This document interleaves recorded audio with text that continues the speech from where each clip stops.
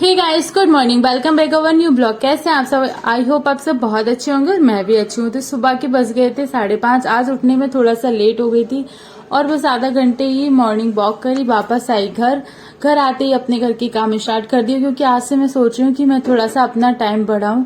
कभी कभी सुबह उठने में भी लेट हो जाता है, जैसे आज मैं सुबह नहीं उठ पाई थी, काफी लेट उठी थी, मतलब 5 बज गए थे और बस आधा घंटे ही पढ़ी और उसके बाद गार्डन चली गई। तो पढ़ने के लिए सुबह मुझे टाइम नहीं मिला। और फिर दिन में भी यही होता है कि मेरा बच्चा भी छोटा है, 4 ही साल का है और भी स्कूल की छुट्टियां हो गई, उसकी नर्सरी चल रही है।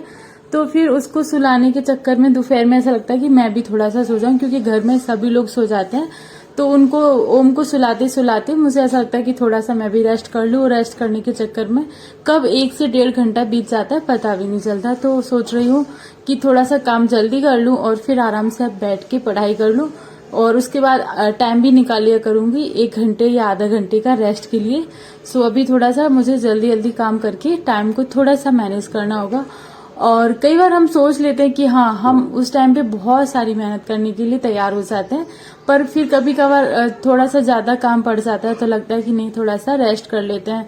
और यही लाइफ है, क्योंकि अगली साल इसी टाइम मतलब अप्रैल में ही मेरे हस्बैंड का एसएससी जीडी में क्लियर हो गया था, क्योंकि उनका आंसर की उन्होंने चेक नहीं करी थी, बस रिजल्ट जब आने वाला था तो 1-2 दिन पहले पता चला कि एसएससी जीडी का रिजल्ट आया। उन्होंने चेक किया तो उनका भी लिस्ट में नाम था।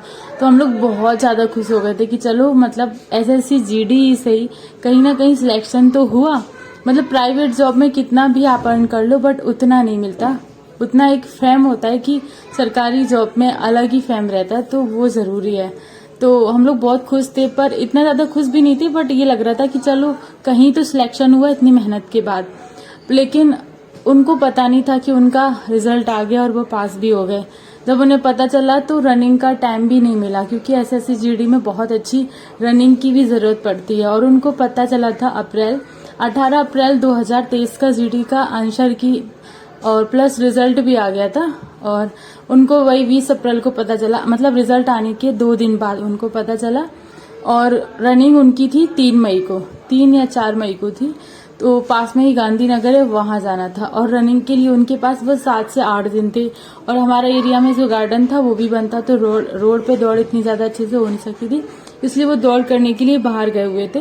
तो 7 दिन में तो कहीं से भी, क्योंकि उन्होंने अपनी लाइफ में कभी भी रनिंग का आर भी स्टार्ट नहीं किया था, कभी रनिंग करी नहीं थी। एकदम से उनका रिजल्ट का उन्हें पता चला कि वो पास हो गए एसएससी जीडी में, और उनको रनिंग भी करनी है, वो भी 7 दिन में रनिंग करके क्लियर करना है। तो पॉसिबल तो था ही नहीं।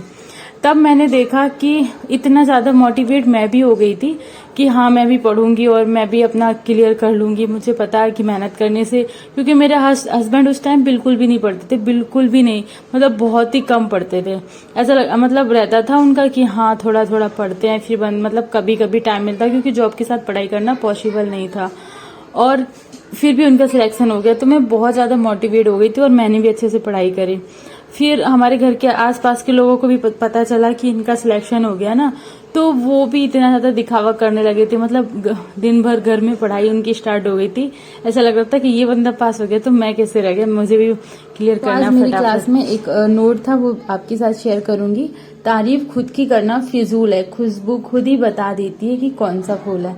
मतलब आपको शेयर करने की जरूरत नहीं है, आपकी खुशबू से, आपकी मेहनत से ही पता चलेगा कि आप क्या हैं, आप मेहनत कर रहे हैं या नहीं।